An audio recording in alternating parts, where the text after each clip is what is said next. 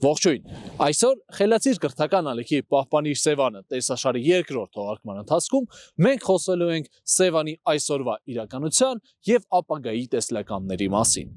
Այն տեսլականների, որոնք պետք է օգնեն մեզ բոլորիս լծվելու մեր երկրի ստրատեգիական կարևորություն ունեցող այս օբյեկտի կլիմայի պահպանությանը։ Հիմա ներկա վիճակում կարծես թե շրջակա միջավայրի նախարարությունը լուրջ քայլեր է կատարում դարձնելու այդ մանրաձկան գործարանը որպես հիմնադրամ դարձնել ՊՕԱԿ, այսինքն պետական հովանավորության եւ Սևանի իշխանի մանրաձկները, որոնք արտադրվում են այդտեղ, ամբողջովին բաց թողվեն Սևանալիճ։ Գոնե այդ տարբերակով մենք հույս ունենանք, որ տեսակը չի վերացել, չի վերանա։ Ընդ որում մի գաղտնիք էլ ասեմ, ճակերտավոր գաղտնիք, բոլորս գիտենք, որ Սևանում կա Սևանի իշխան։ Իրականում չկա։ Միջազգային բոլոր փաստաթղթերով այդ տեսակը վերացել է բնության մեջ եւ պահպանվում է միայն անազատ պայմաններում աճեցվող մանրաձկների հաշվին։ Ոչ մեկ դրա մասին չի խոսում։ Նորից եմ կրկնում, Սևանի իշխանը համարվում է Կարմիր գրքի ներկայացվող պահանջներում վերացած տեսակ բնության մեջ եւ միայն անազատ պայմաններում է պահպանվել։ Դրա մասին ոչ մեկ չի խոսում։ Ինչ անել, որ նա որպեսզի վերականգնվի, նախ գետերը պետք է էկոլոգիապես մաքրվեն, ջրերը առատ լինեն, որսագողությունը պակասի, այս ձկնատեսակի նկատմամբ կիրառվի հատուկ պահպանության միջոցներ, որպեսզի նրան ոչ ոք չորսա, որը այսօրվա իրավիճակով համարյա թե անհնար է Սևանալի չի ավազան։ Այնպես որ մենք դեռ երկար պետք է դեռ աշխատենք, որպեսզի Սևանի իշխանի հիմնադրամը դառնա ՊՕԱԿ եւ այնտեղի մանրաձկան գործարանը տարեկան արտադրի մի քանի միլիոն մանրաձուկ, Սևանաբուն լճում իրականացնենք մոնիտորինգային այնպիսի գործողություններ, որ վերացնենք որսագողության հնարավոր տարբերակները, ցանցերը, որոնք դրված են այնտեղ, վերանան ընդհանրապես։ Բարեկային ծառայությունները, եթե սկսեն իրականացնել իրենց ծառայությունն, ապա նրանք ունենան լիարժեք լիազորություններ որսագողության դեմ պայքարի եւ միջոցներ ձեռնարկեն դրանց դեմ, եւ վերջապես ջուրը, որը գետերից գալիս է դեպի Սևանալիճ, գա առատությամբ եւ ջրի մակարդակը աստիճանաբար բարձրանա։ Առանց դրա անհնար է Սևանի էկոհամակարգի մասին խոսելը, որովհետեւ նրա հատակային ջրերը միշտ մտնում են շրջանառության մեջ այնտեղ բուտակված տիղմը բարձրացնելով։ Դա բերում է, որպեսզի ջուրը կանաչի եւ բնականաբար նման իրավիճակում տիղմի հսկայական շերտերը նորից ընկնելով ջրի հատակ, նորից բերելու են էկոլոգիական անկայուն վիճակի։ Այն դեպքում, երբ որ այդ նստվածքահար շերտերով դետրիտով սնվող ձկնատեսակներն են այսօր վերացել մասնավորապես կողակ։ Այսինքն դա մի շղթա է, որը պետք է վերականգնվի։ Էլ չեմ խոսում այնտեղ նաև խեցգետնի քանակության վերականգնում, էլ չեմ խոսում ջրային թռչունների քանակության վերականգնում, հիվանդությունները, որոնք շատ մեծ ծավալով այսօր տարածված են Սևանի ձկների մոտ, նույնպես բերում են այդ խնդիրների։ Հիմա ինչով է այդ ամեն ինչը կարևոր։ Սևանի նշանակությունը դա ոչ թե Հայաստանի, այլև ամբողջ տարածաշրջանի խնդիրն է։ Նրա առողջությունը դա պայմանավորվել է ապագայում, ապագա 50, գուցե 100 տարվա ընթացքում մեր ոչ տարածաշրջանի խմելու ջրի պաշարների ապահովում։ Եթե մենք խելացի վարվենք այդ ջրի պաշարների օգտագործման հետ։ Իհարկե Սևանը ակվարիում չի։ Այնտեղ չի կարելի ջուր ավելացնել ինչքան ուզում ես եւ վերցնել ինչքան որ ցանկանում ես։ Սա պետք է խելացի գիտական հիմնավորումներով հիմնավորված միջոցառումների ծրագիր լինի։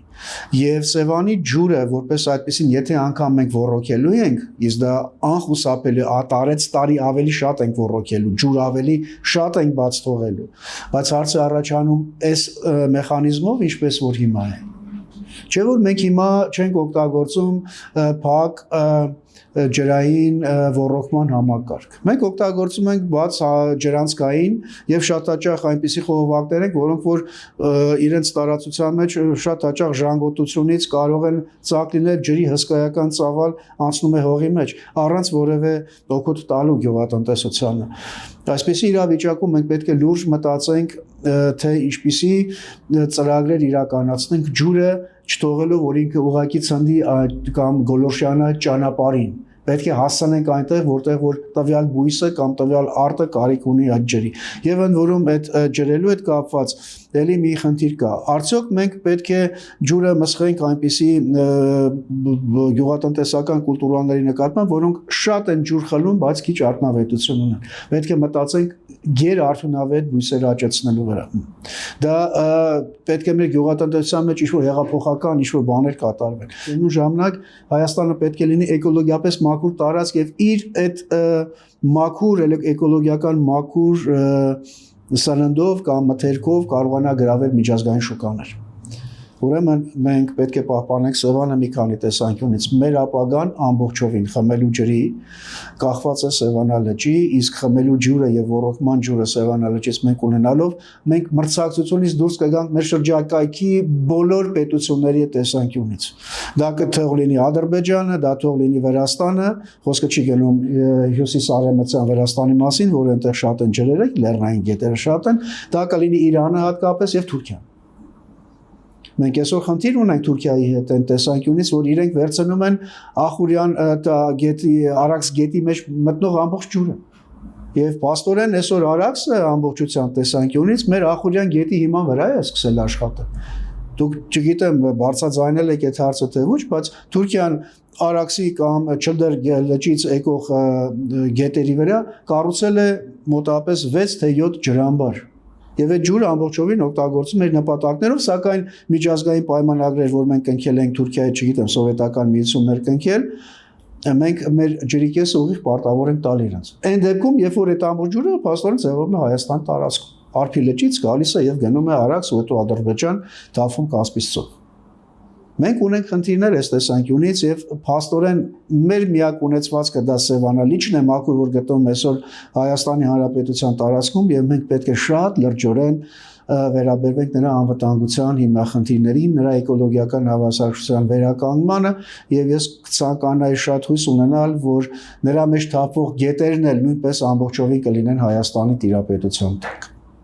որպեսզի կարողանանք վերահսկելի դարձնել լճի բարձրացման մակարդակը։ Մենք բոլորս երիտասարդությունը ապագա սերունդը ինչ կարող է անի, որպեսզի պահպանենք եւ զարգացնենք Սևանը եւ Սևանի ավազանը։ Գիտեք, շատ դժվար է ապագա սերնդի մասին խոսելը այն տեսանկյունից, որ այսօրվա սերունդը շատ խելացի է եւ շատ պրագմատիկ։ Նա պետք է հասկանա, թե դա ինչքանով է իրեն համար կարևոր։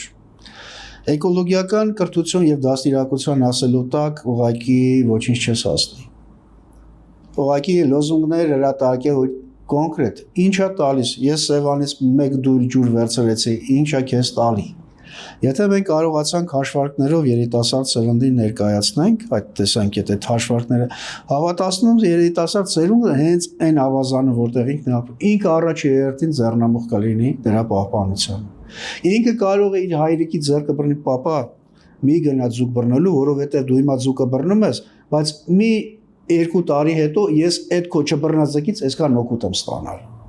Եթե նման հաշվարկներ չդրվի, մենք շատ դժվարություն կունենանք այդ տեսանկյունից։ Ես անգամ դժվարանում եմ ասել, թե կոնկրետ ինչ միջոցառում, դա մի ամբողջ պետության, մի քանի նախարարությունների համատեղ որոշումների արդյունք է լինելու, ինչ միջոցառումներ պետք է լինի։ Ես որպես դասախոս մանկավարժական համալսարանի փորձում եմ այդ բնապահպանական գիտակցություն հաղորդել ապագա ուսուցիչներին, որոնք պետք է գնան դպրոց ու այդ գիտելիքները տանեն դպրոց։ Մանկահասակ երեխաների մեջ փոքր տարիքից պետք է սերմանել բնության նկատմամբ, ինչ ասեմ, երևի թե մի կողմից համբերատար, մյուս կողմից խնայողաբար, մյուս կողմից պահպանական, մյուս կողմից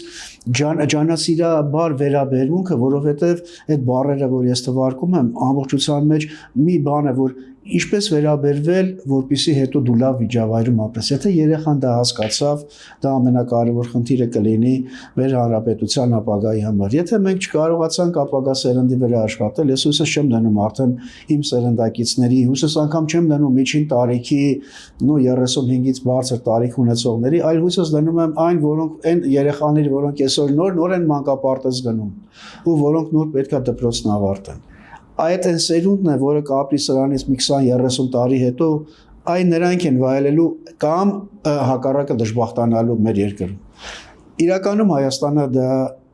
բնական դրախտ է։ Այն բնակլիմայական պայմանները, որոնք մենք ունենք,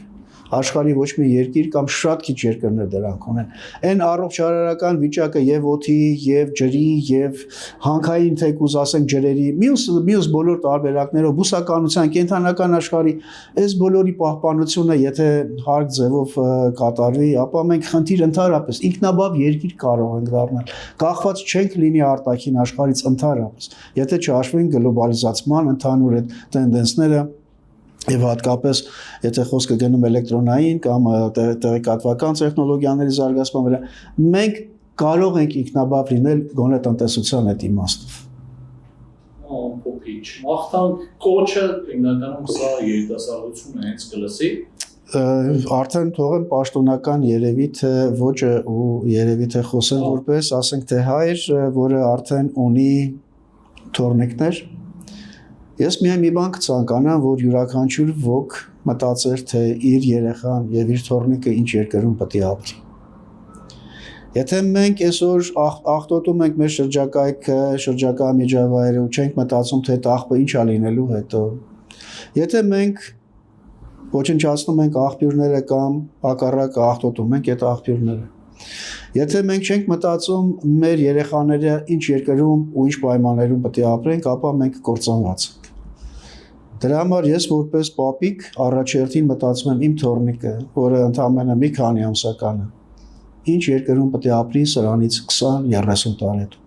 Ամեն մեկս, եթե փորձենք մտածել այդ տեսանկյունից, կարծում եմ մենք իրավունք կունենանք այս աշխարհում եւ այս երկրում երկրագնդի վրա մեր ուրույն տեղն ունենալ եւ մեզ բոլորը մատուցույց կտան ապրեք հայերի պես,